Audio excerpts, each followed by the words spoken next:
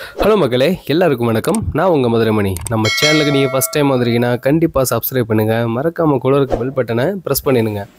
இன்றைக்கி நம்ம வீடியோவில் குடல் எக் கறி அப்படின்ற ஒரு ரெசிபி தான் போட போகிறோம்.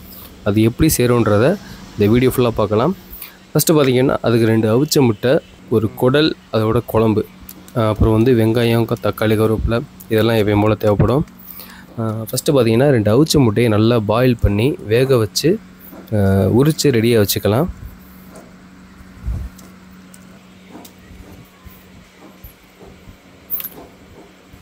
இது எப்படி பார்த்திங்கன்னா நம்ம கடையில் போடுற முட்டை மாசுன்னு சொல்லுவோம். முட்டை மாசு ரெசிப்பியை நம்ம குடலோடு சேர்த்து போட்டு நம்ம செய்கிறோம்.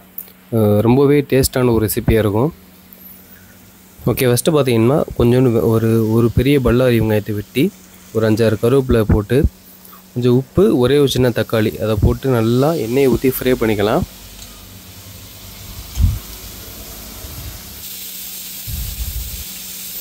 ஓகே, வெங்காயம் தக்காளி எல்லாமே சூப்பராக ஃப்ரை ஆகுது.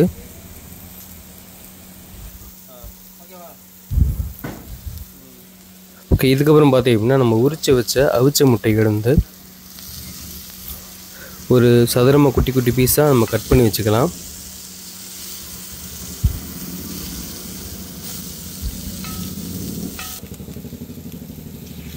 அதுக்கப்புறம் பார்த்திங்கன்னா நம்ம எடுத்து வச்ச குடல் நல்லா வெந்து சமைச்சு வச்ச குடலை இதில் போட்டு பெப்பர் நிறையா போட்டு நல்லா கொஞ்சம் ஃப்ரை பண்ணிவிட்டு குழம்பு ஊற்றி கொஞ்சம் குழன்னு எடுக்கணும். அவ்வளோதான்.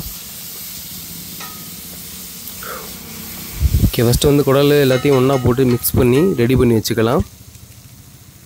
ஓகே, முட்டையும் அந்த குடல், வெங்காயம் எல்லாமே ஃபுல்லாக மிக்ஸ் ஆகி சூப்பரான ஒரு வாசனையோடு இருக்குது. இதுக்கப்புறம் பார்த்திங்கன்னா அந்த குடலில் வச்ச குழம்பு இதில் கொஞ்சம் சேர்த்து நிறைய ஊற்றி நல்லா கிண்டணும். அப்படின்னா அந்த மஞ்சக்கரெல்லாம் அந்த பவுட்ரு மாதிரி கொலன்னு ஆயிரும் ஃபுல்லாக.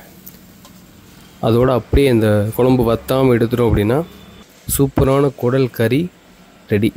அதாவது முட்டை குடல் கறி ரெடி. சூப்பராக இருக்கும். கடைக்கு மறக்காமல் கேட்டு சாப்பிட்டு பாருங்கள். சூப்பராக இருக்கும். இதை சாப்பிட்டுட்டு தான் நான் எப்படி இருக்குன்ற ரிசல்ட்டை நான் சொல்கிறேன் உங்களுக்கு. பொதுவாகவே முட்டை மாசுன்னு ஒரு ரெசிபி இருக்குது. அது எப்படின்னு பார்த்தீங்கன்னா ஏற்கனவே வீடியோவில் போட்டிருக்கேன். அந்த வீடியோ நான் கீழே டிஸ்கிரிப்ஷனில் கொடுக்குறேன். வெறும் முட்டை, வெங்காயம், தக்காளி குழம்பு அதை மட்டும் போடுவோம். சூப்பராக இருக்கும். இது அதோடு சேர்த்து குடல் போட்டு போடுறதுனால இன்னும் கொஞ்சம் டேஸ்ட்டு அதிகமாக இருக்கும்.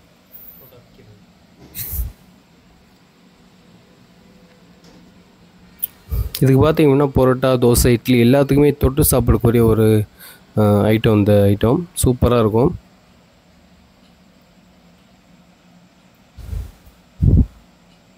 ஓகே, 2 பரோட்டா பிச்சு போட்டு இந்த குடல் எக் கறியை சாப்பிட்டு பார்ப்போம் எப்படி இருக்குன்னு.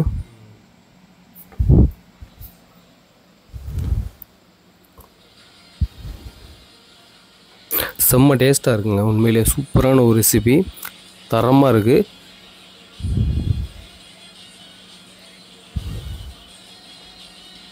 ஓகே, இந்த ரெசிபி உங்களுக்கு பிடிச்சிருந்துச்சி அப்படின்னா கண்டிப்பாக நீங்கள் சப்ஸ்கிரைப் பண்ணுங்கள். மறக்காமல் கூட இருக்க பெல் பட்டனை ப்ரெஸ் பண்ணிடுங்க. ஓகே, அடுத்த வீடியோவில் பார்ப்போம். பாய்.